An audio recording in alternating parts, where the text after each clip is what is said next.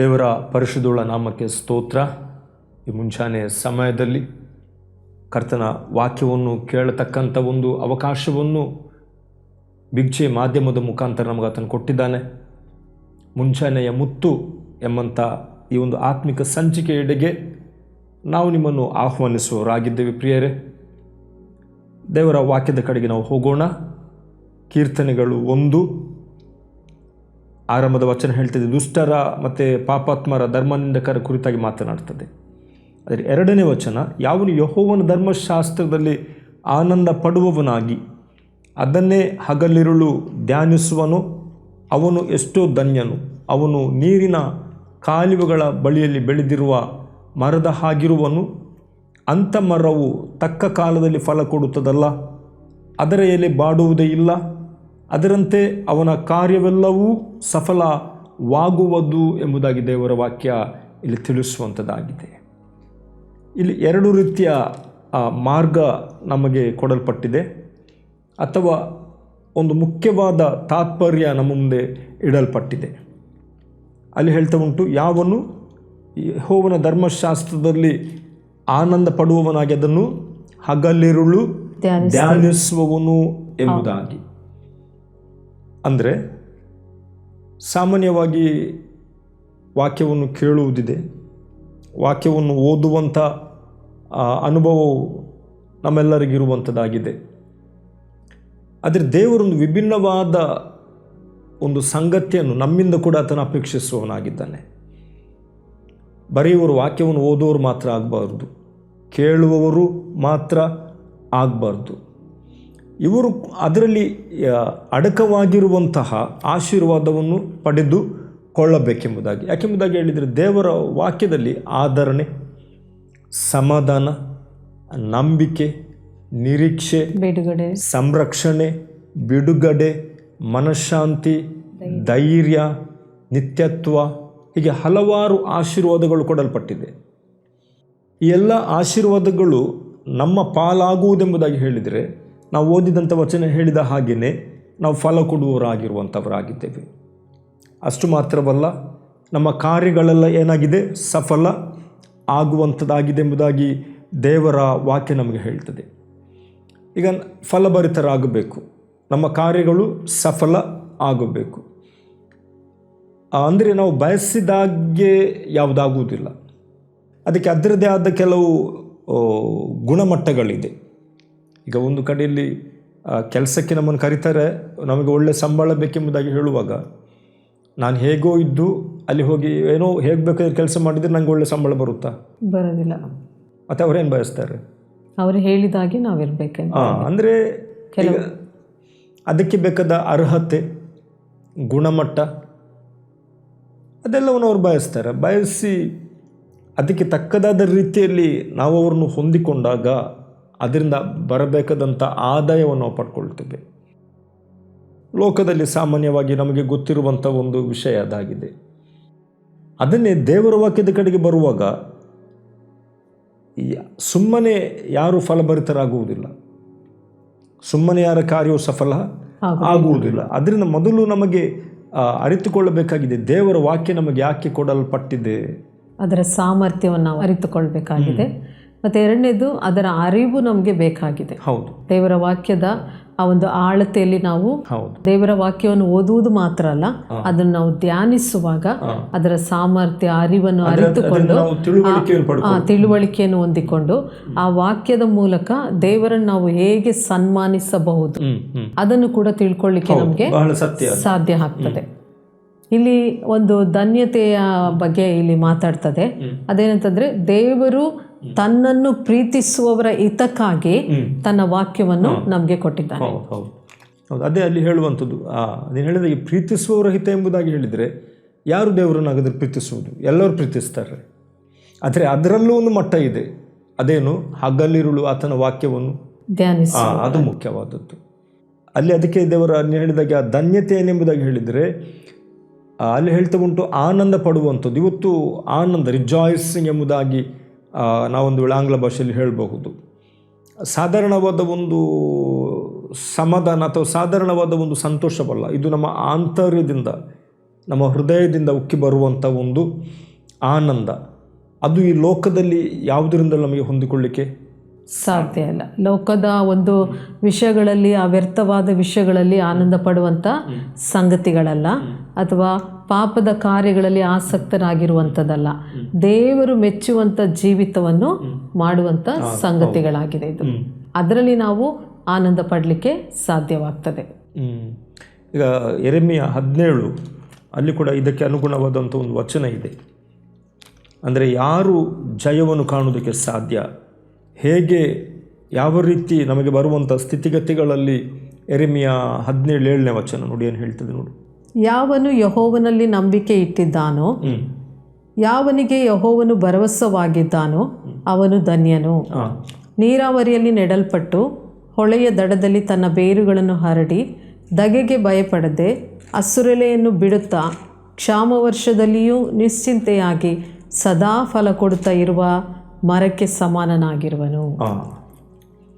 ಅಲ್ಲಿ ಅಷ್ಟು ಸ್ಪಷ್ಟವಾಗಿ ಆ ಮಾತು ಹೇಳ್ತಿದೆ. ಅಂದರೆ ಇದು ಇದಕ್ಕೆ ಸಂಬಂಧಪಟ್ಟದಾಗಿದೆ. ಇದನ್ನು ಯೆರೆಮೀಯನು ಒಬ್ಬ ಪ್ರವಾದಿಯಾಗಿದ್ದ, ದೇವರು ಅವನು ಒಟ್ಟಿಗೆ ಮಾತನಾಡುವಂಥ ಮಾತುಗಳನ್ನು ಬಹಳ ಸೂಕ್ಷ್ಮವಾದ ದೃಷ್ಟಿಯಿಂದ ಅವನು ಕೇಳುವವನಾಗಿದ್ದ.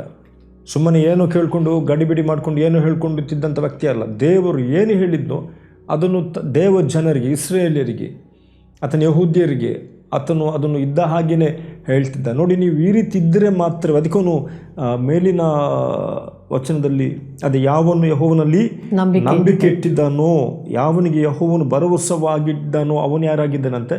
ಅಂದರೆ ಒಬ್ಬನು ತನ್ನ ಜೀವಿತದಲ್ಲಿ ಸತ್ಯ ಸಂದನಾದ ದೇವರನ್ನು ಆತನ ಈ ವಾಕ್ಯದ ಮುಖಾಂತರವಾಗಿ ಅರಿತುಕೊಂಡು ತಿಳುಕೊಂಡು ನಾನು ನನ್ನನ್ನು ದೇವರಿಗೆ ಸಮರ್ಪಿಸಿಕೊಳ್ಳುತ್ತೇನೆ. ನೀನಾಗ ಹೇಳಿದಾಗೆ ಲೋಕದಲ್ಲಿರುವಂಥ ಮಲಿನತ್ವದ ಪಾಪದ ನಿಮಿತ್ತವಾಗಿ ವ್ಯರ್ಥವಾಗಿ ನಶಿಸಿ ಹೋಗುವಂಥ ವಿಷಯಗಳಲ್ಲಿ ಆನಂದ ಪಡುವವನಲ್ಲ.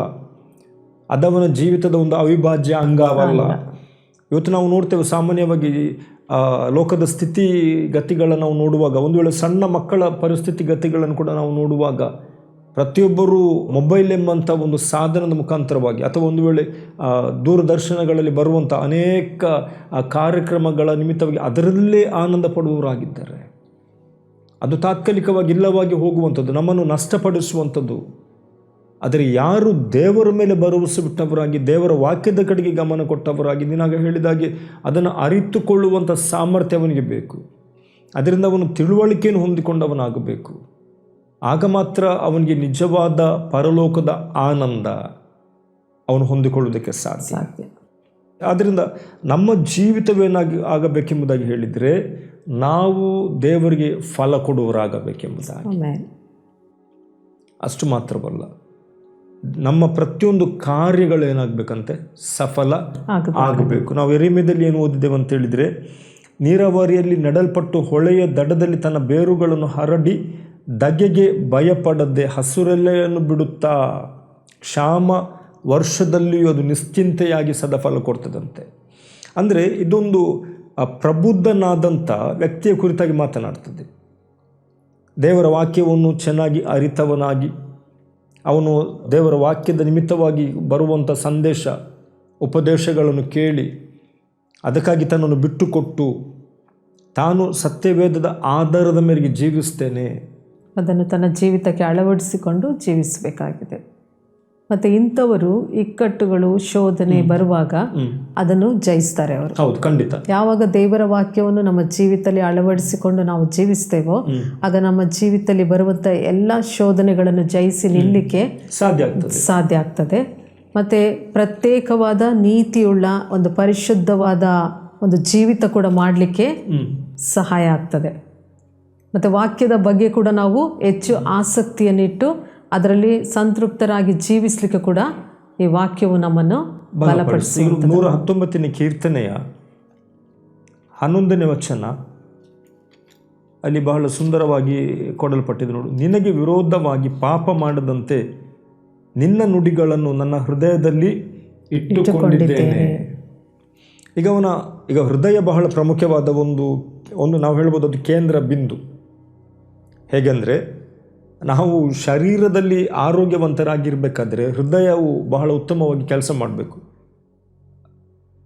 ರಕ್ತ ಸಂಚಲನೆಗಳಿಗೆ ಅನುಗುಣವಾದಂಥ ಕಾರ್ಯಗಳು ಹೃದಯದ ನಿಮಿತ್ತವಾಗಿ ಚೆನ್ನಾಗಿ ನಡಿಬೇಕಾಗ್ತದೆ.